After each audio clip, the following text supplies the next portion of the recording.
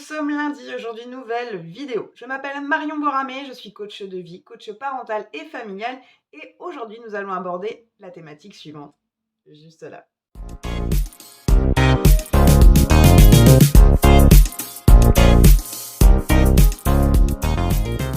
J'ai décidé aujourd'hui de parler des exigences des mamans.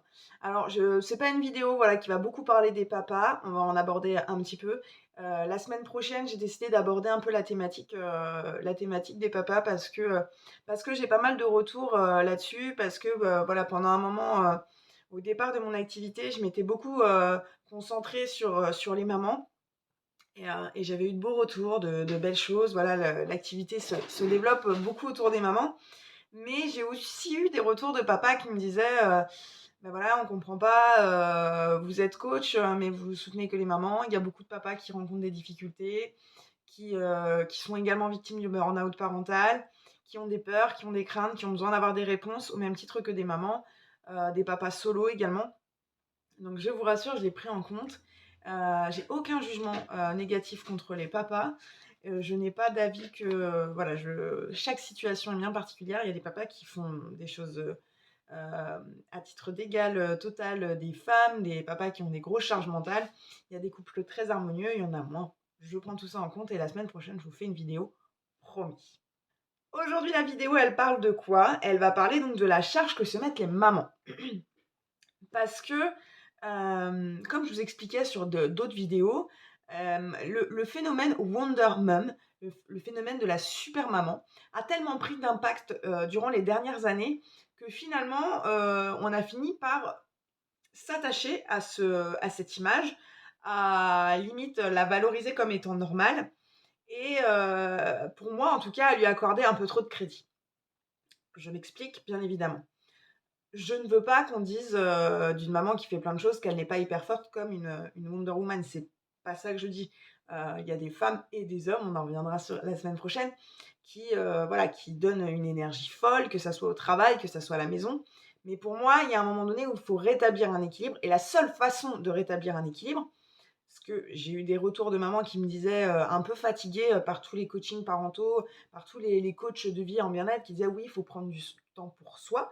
Et ces mamans m'ont envoyé des messages, loin d'être désagréables ou méchants, mais un peu fatigués en disant: «Vous nous saoulez à nous dire de prendre soin de soi, quand on est dans le tourbillon de la vie, entre notre journée à travailler, à rentrer, les tâches ménagères, les devoirs, les machins, les trucs, moi, enfin, c'est pas que je veux pas prendre du temps pour moi, c'est que voilà, j'ai quand? Arrêtez de me dire de prendre du temps pour moi, c'est pas possible». Donc, j'ai répondu à un certain nombre, de mamans, parce que voilà, je participe à un certain nombre de groupes où je donne, des conseils, le plus bienveillants possible et ce qu'il en est ressorti et ce que j'essaie de faire comprendre le plus gentiment possible et de façon, à ce qu'il n'y ait pas de conflit, c'est qu'il est important pour moi que les femmes comprennent, moi-même il a fallu que je le comprenne et ça a été une période, compliquée, comprennent que ce qui crée ce côté mécontente, ce côté, d'insatisfaction chronique et aussi également cette sensation de tout faire, c'était le fait que justement, je souhaitais, c'était un impératif, que les choses soient faites à ma façon. La salle de bain, voilà, fallait, voilà le pchit-pchit, le petit machin, le truc. Mon mari pouvait, ou dans d'autres cas, hein, parce que je dis mon mari pour que personne ne se sente identifié, mais tous les cas ne concernent pas mon mari. Mais en gros, voilà, j'allais dans la salle de bain, on avait vidé la baignoire, voilà, on avait pris les serviettes, on les avait mis à laver, mais on n'a pas lavé le sol, c'est encore mouillé, on n'a pas mis le pchit sur la baignoire, on n'a pas rincé, alors à la base, il y a quand même pas mal d'éléments qui sont positifs qui ont été apportés. Sauf que finalement, on arrive, nous, en disant: «Ouais, mais moi, je m'en fous, tu pas compris, Ghislain, moi, ce que je veux, c'est que ça soit comme ça. Parce que si c'est pas comme ça, moi, à l'intérieur, ça va pas». Je conçois. J'ai été élevée par une maman maniaque qui, le sait très bien et je sais que si elle verra cette vidéo, ça la fera fortement sourire, qui avait des exigences très élevées. Mes sœurs ont été plus impactées que moi, mais je sais que cette exigence peut rendre malade et au sein du couple peut créer beaucoup de tensions. Parce que quand on en arrive finalement à toujours vouloir que les choses soient faites à notre façon, on finit systématiquement et heu et je vous dis, en même temps, c'est normal, par être déçu. Parce que personne n'est dans votre tête. Personne n'a votre façon de penser.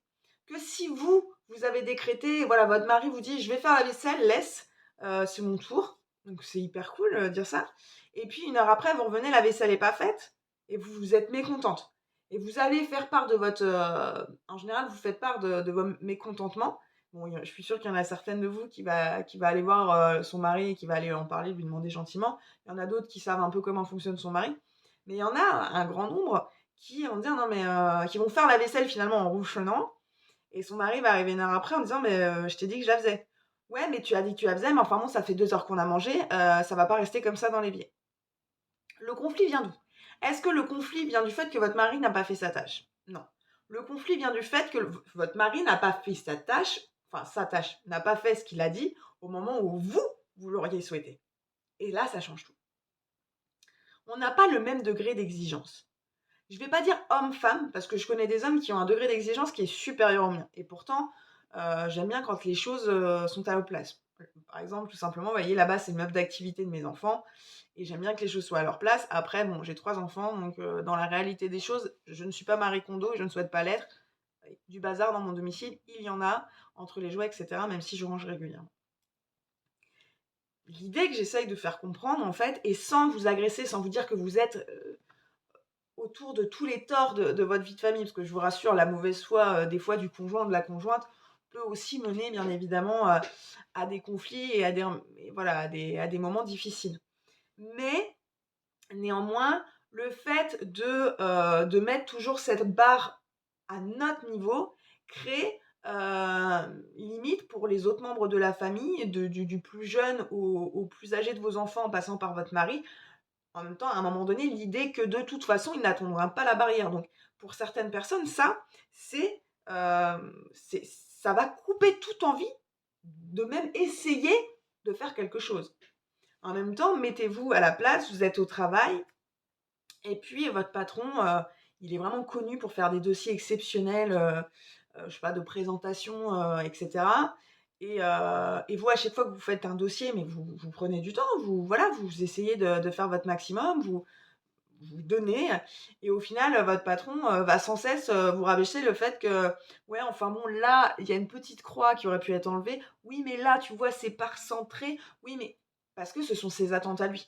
Et du coup, vous allez créer de la frustration et c'est exactement ce qui se passe finalement quand on a trop d'attentes, au sein de son couple. C'est pour ça que quand on commence à construire son couple ou à construire sa famille, son couple en premier lieu, parce que du coup sa famille, les enfants arrivent et cetera, mais si vous êtes extrêmement différents sur vos attentes en matière de rangement ou en matière de gestion de papier, ça peut vite devenir compliqué si vous vous accordez pas. C'est-à-dire que si vous vous accordez: «Écoute, moi je veux gérer, la» parce qu'il y a des couples, ça se passe comme ça et c'est pas du tout du féminisme ou du sexisme, c'est un choix. «Moi je m'occupe des tâches ménagères», voilà, le four, tu sais pas le nettoyer, voilà, le four c'est moi. Et puis de l'autre côté, l'autre il fait: «Bah toi les papiers, c'est pas trop ça, moi je m'occupe de cette partie-là». La distribution, elle est correcte, elle est propre. Mais à partir du moment où on se met à faire toutes les tâches, parce que pour nous, il faut que ça soit fait de telle façon, même si à côté, du coup, on a l'impression que ça vient de l'autre parce que l'autre ne prend plus l'initiative de, mais ce qui est logique vu que de toute façon, quand il prend l'initiative de, ce n'est pas bien fait, beh, on se retrouve, voilà, face à des moments où des mamans ou des papas qui font, tout, eh beh, n'arrivent pas en fait à sortir de ça. L'autre point, important, c'est, et ça j'en parle beaucoup dans ma méthode, Stop and Go, c'est le fait de responsabiliser vos enfants. Là encore, je sais, j'ai totalement conscience qu'il y a une partie, des parents qui ne souhaitent pas faire de tâches ménagères ou engager leurs enfants. C'est un discours que j'ai entendu, que j'entends encore, qui n'est pas dans ma logique de choses, mais que je respecte. Des parents qui disent: «Nous avons, mis au monde nos enfants, ils n'ont pas décidé de venir là, ce n'est pas à eux d'entretenir la maison, ce n'est pas à eux de voilà, de faire les choses». Je l'ai déjà entendu, je l'entends encore, ça m'empêche pas de faire de l'accompagnement parental avec ces personnes-là. C'est juste que, voilà, ça fait pas partie, en tout cas, de mes principes de base. Pour moi, les enfants, à partir du plus jeune pardon, à partir du plus jeune âge, peuvent participer, peuvent, donner, leur part au foyer et trouver leur place. Pour moi, elle est là l'important. C'est que les gens s'imaginent que c'est une contrainte qu'on leur accorde parce que pour nous, finalement, c'est une contrainte. Si on transforme les choses et notre manière de communiquer avec nos enfants, on transforme la contrainte en quelque chose de participatif. Donc, je suis au courant que pour les gens qui souhaitent mettre ça en place maintenant et qui ont des enfants qui ont déjà 10, 12, 13, voire 14 ans, c'est très compliqué parce qu'ils ont des habitudes.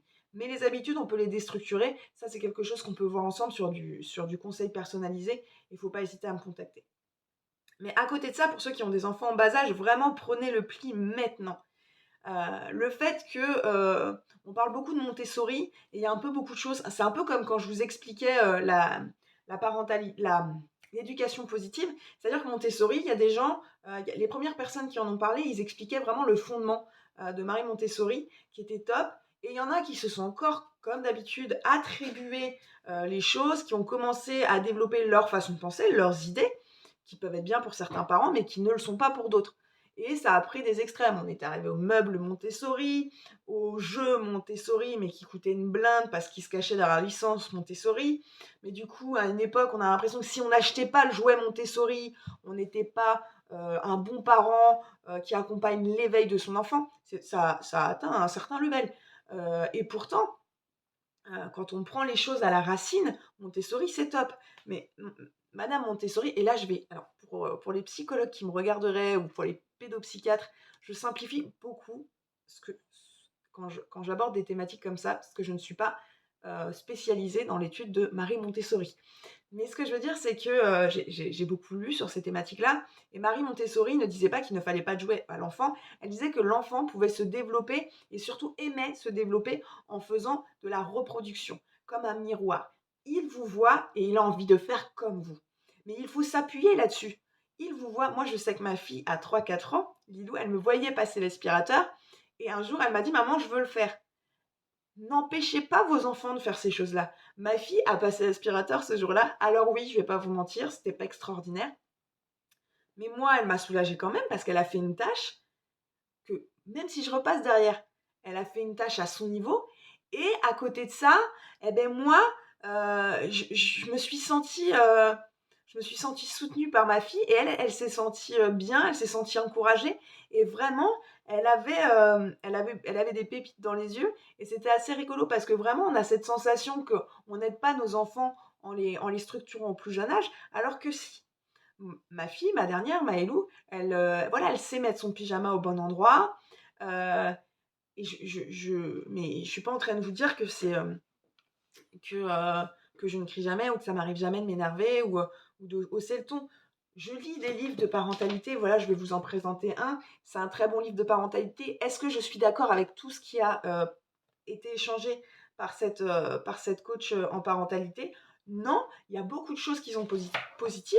L'une des choses que je garde, par exemple, c'est le fait de communiquer avec nos enfants comme on souhaite que l'on communique avec nous. Toujours l'exemple du travail, je prends ça en contrebalance. En gros, est-ce que si votre patron vous dit mais c'est pas possible, tu m'énerves, tu comprends rien, ça va vous permettre de mieux faire votre travail et de vous sentir mieux? Ou est-ce que si votre patron vous dit j'ai vraiment la sensation que tu comprends pas et du coup j'aimerais bien savoir ce que je peux faire pour t'aider, vous voyez, c'est différent. Et du coup, vous, en tant qu'employé ou peu importe votre poste, si votre boss vous dit ça, bah, à ce moment-là, ça peut peut-être libérer la parole et dire: «Bah, ouais, je suis vraiment navrée. En fait, sur mon CV, j'avais mis que je maîtrisais PowerPoint. En fait, je le gère pas du tout». Et puis, soit il est ouvert, il dit: «Bah, écoute, tu vas faire une formation sur tel et tel machin, ça va te permettre de voir. Je vais te retirer de ce projet-là, pas pour te punir, mais pour que tu puisses être formé, tu vas accompagner machin». Bref, il y a un milliard de solutions. Là, on se détourne du sujet. Mais l'idée, elle est là, elle est que, avec votre enfant, heu, faites comme si, voilà, comme si vous souhaiteriez, voilà, comment vous souhaiteriez qu'on vous parle quand vous avez une difficulté, parce qu'on en rencontre tous, et quand on a une difficulté, quand on est dans un moment, difficile, quand on est dans un moment de doute, tout ce qu'il nous faut pas, c'est de se faire crier dessus. Mais je retire pas, et au contraire, parce que tout mon coaching tourne là-dessus, je retire pas sur le fait qu'il y a des moments où, bah, cette patience, on l'a pas. Alors ce que je vous conseille sincèrement, quand vous sentez que ça monte, et que vous êtes en point de rupture, parce que des fois on est en point de rupture, on a beau mettre tout le positivisme possible dans le monde, il faut pas oublier qu'on est un être humain, sortez. Sortez, vous allez dans votre chambre, vous pleurez, vous sortez, vous criez dans une autre chambre, évacuez, faites ça. Vous avez peut-être l'impression que vous allez délaisser, je vous le dis vraiment, vous leur apporterez beaucoup en vous permettant d'évacuer ce qui vous fait du mal. Faites autre chose. Les devoirs de votre fils ce soir vous prennent la tête et vous voyez qu'il ne peut pas faire tout seul, il n'y a personne pour vous aider.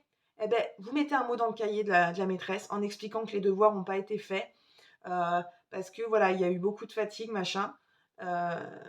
Ou bah voilà, vous le mettez pas si vous sentez. Mais voilà, ce soir vous faites pas les devoirs. En fait, c'est pas grave.